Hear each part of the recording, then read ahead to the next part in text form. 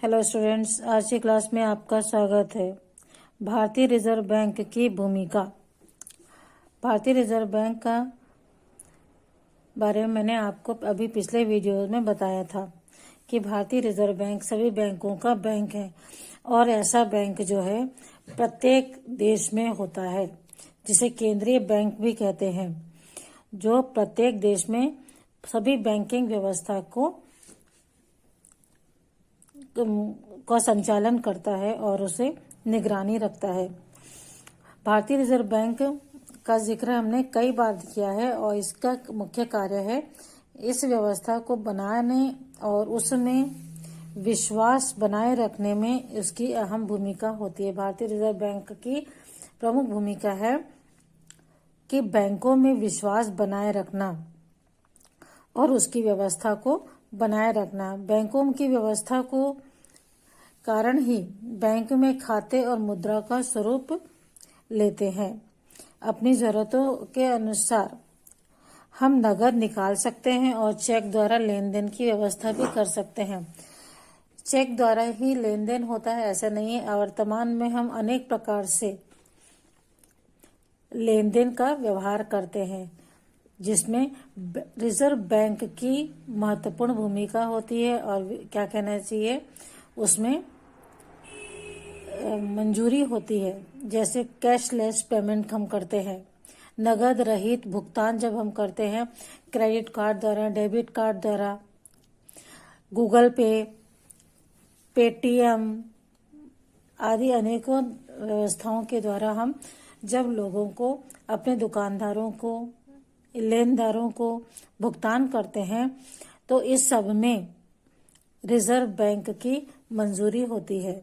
इस प्रकार के व्यवहार को रिजर्व बैंक मंजूरी प्रदान करता है। पहले केवल नगद देते थे या चेक के द्वारा भुगतान किया जाता था, किंतु वर्तमान में हम अनेक अपनी सुविधा अनुसार कैशलेस पेमेंट भी करते हैं, जिसकी व्यवस्था और नियम जो है रिजर्व बैंक द्वारा बनाए गए हैं। रिजर्व बैंक जो है विभिन्न बैंकों की व्यवस्था को बनाए रखने के लिए अनेक प्रकार के नियम लागू करती है। जैसे कि बैंकों को अपने सभी डिपॉजिट का 4% भारतीय रिजर्व बैंक के पास में नगद रखना होता है, ताकि जरूरत पड़ने पर उनके पास नगद की कमी ना हो और खातेदारों को मांगने पर वह उस रकम को अदा कर सके, नगद दे सके या रकम को अदा कर सके। कई बार हम देखते हैं कि बैंक में जब हम लोन लेते हैं या ऋण लेते हैं तो खातेदारों से बीमा करवाया जाता है। कई बार इसे गलत अर्थों में भी लिया जाता है और कि बैंक घाटे में जा रहा है या बैंक में हमारा पैसा सुरक्षित नहीं है इसीलिए हमारा बीमा करवाया जा रहा है आदि अनेक प्रकार की गलत धारणाएं लोगों ने फैलाई हुई थी। लेकिन रिजर्व बैंक द्वारा इन सभी गलत धारणाओं का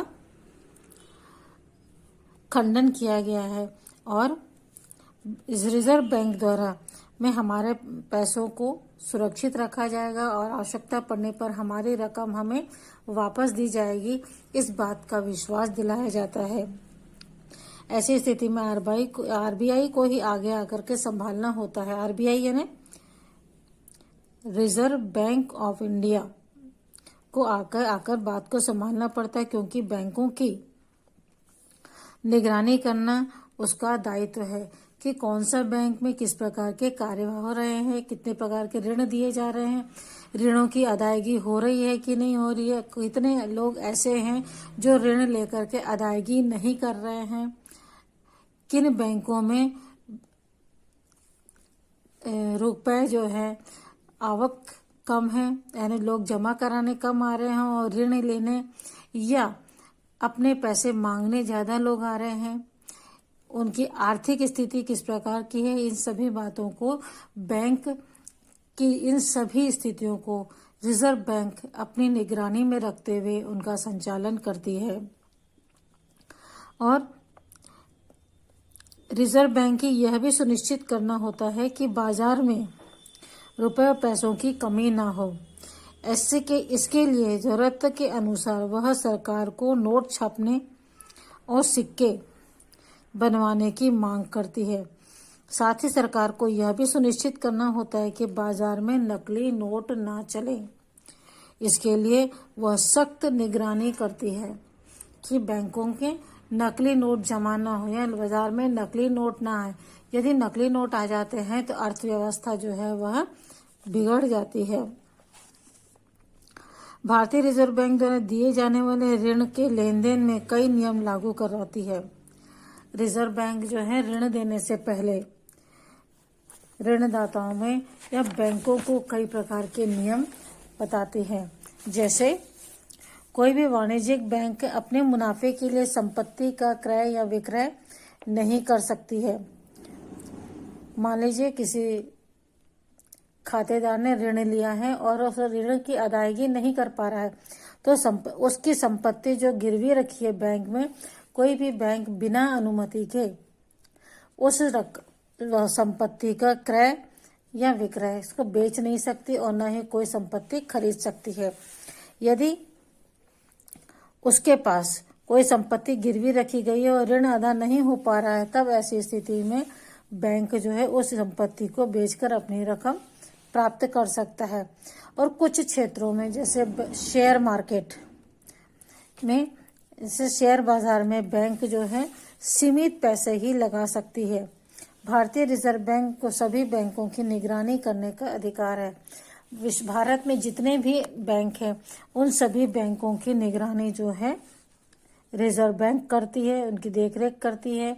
उनमें किस प्रकार के खातेदार हैं, कितने ऋणदाता हैं, कितने ऋणदाता जो हैं वह अपनी अदायगी समय पर नियमित रूप से कर रहे हैं कि नहीं कर रहे हैं, और कितने ऋणदाता ऐसे हैं जो अपनी रकम की अदायगी नहीं कर रहे हैं। इन सभी चीजों की जानकारी रिजर्व बैंक रखता है।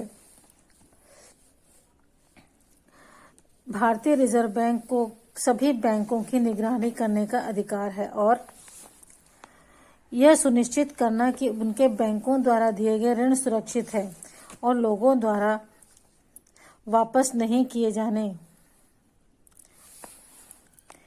वाले ऋण बहुत सीमित संख्या में है। कई बार इसके लिए सख्त कार्यवाही भी करने की भी जरूरत होती है। यदि किसी बैंक में ऋणदाता जो है वह है, लेकिन उनमें जो वापस करने वाला ऋण अदायगी जो है अधिक है कि कम है, यह देखना भी रिजर्व बैंक का ही कार्य है। यदि ऋण अदायगी करने वाले लोग कम है और ऋण न देने वाले जो हैं, ऋण की अदायगी न करने वाले लोग अधिक होंगे, तो वह बैंक क्या होगा, घाटे में भी जा सकता है और बंद होने की नौबत भी आ सकती है। तो रिजर्व बैंक जो है इन सब बातों के ध्यान रखती है। और जो ऋणदाता जो ऋण लिया हुआ है जिन लोगों ने, वे अपने रकम नहीं लौटाते तो उनके विरोध भी कार्यवाही की जा सकती है। दूसरी तरफ सरकार के नियमों के अनुसार कई क्षेत्रों में महत्वपूर्ण माना गया है, अर्थात ऋण के लिए प्राथमिकता दी जानी चाहिए। एक तरफ तो बैंक है वह लोगों को ऑफर देता है कि वह ऋण प्राप्त कर सकते हैं बैंकों से अपनी आवश्यकताओं की पूर्ति के लिए, किंतु इन ऋणों को वापस करना भी उतना ही आवश्यक है जितना कि बैंकों से ऋण लेना। और कोई भी कार्य करने से पहले उन्हें, जैसे कृषि, शिक्षा, आवास, छोटे उद्योग, निर्यात आदि क्षेत्रों के लिए 40% ऋण देने का आदेश रिजर्व बैंक द्वारा दिया जाता है। इस प्रकार सरकार की भूमिका बैंकिंग व्यवस्था को बनाए रखने में, ताकि वह सुगम और सुरक्षित रहे, इसके लिए इसके साथ साथ विकास की दृष्टि से ऋण व्यवस्था को वंचित समूहों में या क्षेत्रों तक पहुंचाने में अहम लक्ष्य भी है। वंचित क्षेत्र वंचित समूह यानी ऐसे लोग जो कि अपनी आवश्यकताओं की पूर्ति के लिए सक्षम नहीं है, वह छोटे छोटे ऋण लेकर के ऐसे लोगों को छोटे छोटे ऋण दे करके उन्हें सक्षम बनाना और उनकी आर्थिक स्थिति को सुधारना, यह कार्य भी सरकार और बैंक का है। सरकार लोगों के लेन देन को सुगम और सुरक्षित बनाने के लिए जहां बैंकिंग व्यवस्था करती है, वहीं उनके जीवन यापन को ऊंचा उठाने के लिए ऋण भी प्रदान करती है। और यह सारे कार्य जो है रिजर्व बैंक की देखरेख में किए जाते हैं। ठीक है बच्चों, इस वीडियो में इतना ही। अगले वीडियो में हम इसके क्वेश्चन आंसर देखेंगे। Okay, bye.